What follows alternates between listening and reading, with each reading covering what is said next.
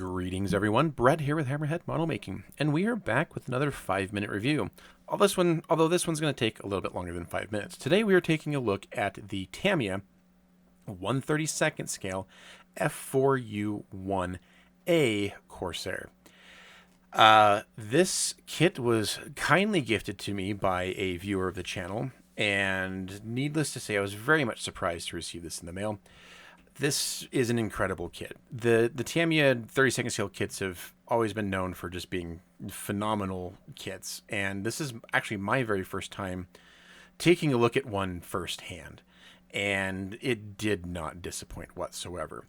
So we're just going to jump right into it. The kit surface detail is phenomenal. Now, Tamiya doesn't normally do like full riveting jobs on their 1/48 scale kits, but they've definitely taken painstaking care to do it right on this kit. And the rivet detail and the panel line detail and like the fastener detail is just phenomenal. It's there, it's noticeable, but it's not like super deep and totally overscale for what you would expect for a 32nd scale model kit.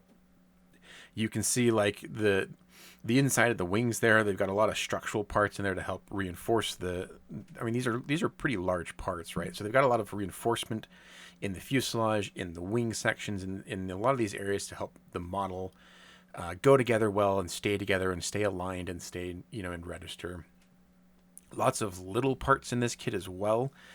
There are a lot of the details are done into like subassemblies and lots of detail. This is the main center spar, and you attach the outer wing spars to that, whether you want the extended wings or the folded wings. You've got options for lowered and raised landing gear, lowered and raised wings. Like, you've got tons of options in this. I believe all the control surfaces are positionable. Lots of great detail for like the wing fold mechanism, things like that. So these are the outer wing spars, and so there's different parts depending if you're going to do the wings folded or not. You do have to choose one or the other. I don't believe there's a way that you can kind of pick and choose, but nevertheless, regardless of what you pick, the detail is phenomenal. Nice slide molding there. This is the center section of the lower wing and the lower fuselage. A lot of complex shapes going on here, but I think Tamiya's done a really good job of capturing all those compound curves and shapes that make up the lower portion of the Corsair's aircraft. Here you have a lot of your engine cowling pieces, cowl flaps, things like that. Very nice, pretty well detailed. I think the only thing that I'm noticing here is there's not a lot of detail on the like inside of the cowl, like the open cowl flaps. So you do have the option of doing open or closed for like all the actuating rods for the cowl flaps. I'll have to double check the instructions, but here you got your control surfaces and flaps, multiple parts here, rudder, and the kit does a really good job of distinguishing between like metal parts and fabric covered parts. It's very noticeable, very distinguishable between the two. So they've done a great job there. Here's just a lot more smaller detail. You got landing gear pieces and whatnot. But you can just kind of see the care and attention they've given to even some of the smaller parts. Even like the wheel just looks beautiful, and any kind of recessed detail that there is nice and crisp.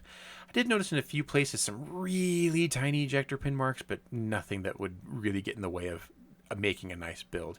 You get a whole sprue that's just for the R2800 engine. It looks really nice out of the box. It comes with a lot of detail that you wouldn't get in other scales. I think it's also a great place to start doing super detailing and really go into town on that, because you can display it open if you want. Cockpit details look really nice. Lots of small individual pieces that go into the cockpit. The cockpit itself is nearly its own model kit with just how detailed and how many parts there are going into it, and looks, from the pictures I've seen, looks phenomenal. This is kind of just like more cockpit parts. You got the pilot seat, random bits, but again, you can just see a lot of the detail, and a lot of this stuff really won't be seen. Like, a lot of this cockpit detail you'd be hard pressed to see it once it's all put together, but nevertheless, they've gone out of their way. Here we've got a match pair of sprues. This is just kind of common parts. You got elevator, propeller parts, wheel hubs, things like that. Pretty common parts, but they all look really nice. Finally, we have a sprue that has some additional cockpit parts, engine parts, and then a bomb and a drop tank.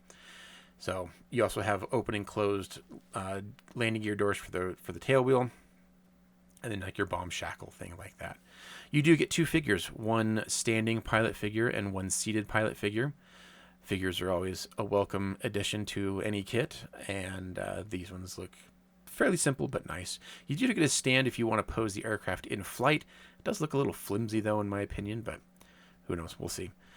Clear parts, I think these are probably the best looking clear parts I've ever seen in any model kit.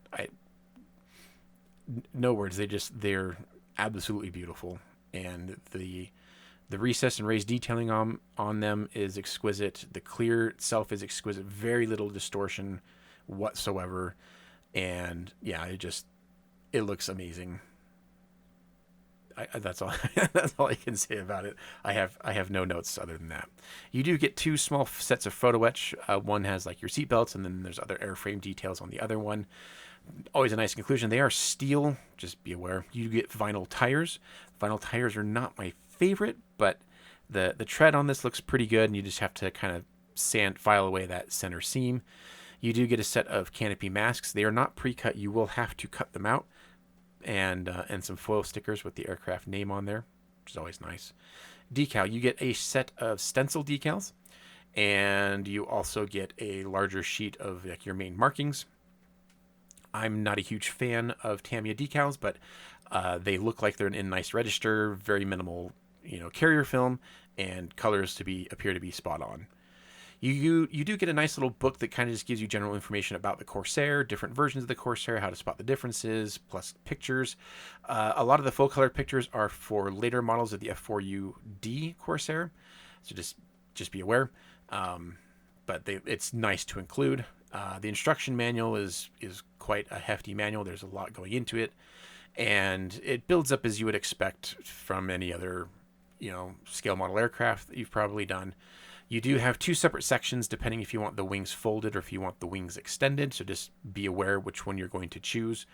And then the final portion of the instructions is basically like your ordnance, pilot figure painting guide, and decal placement guide.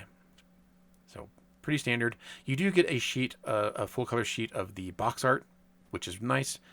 So yeah, that is the Tamiya 1/32 scale Corsair. It looks like an absolutely beautiful kit, and a huge thank you to the viewer who sent this in to me.